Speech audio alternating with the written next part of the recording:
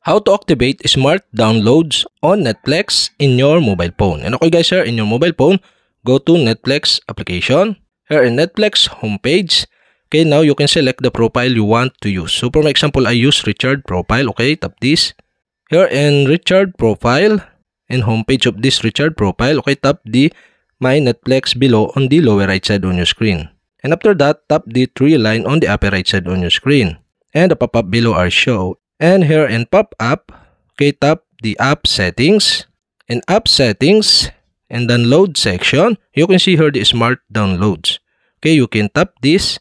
And here in smart download, there are two options. So you can downloading only happens when you're connected to Wi-Fi. So for my example, I select the download next episode. So you'll have to switch on the switch button on the right side if you use the download next episode. So if this turn on, we'll grab the next episode of a show you downloaded and delete the ones you already watched. And that's it. This is the one option. So another option is the download for you. So if you want to use it, okay, just turn off the download next episode and turn on the download for you by switching on the switch button on the right side.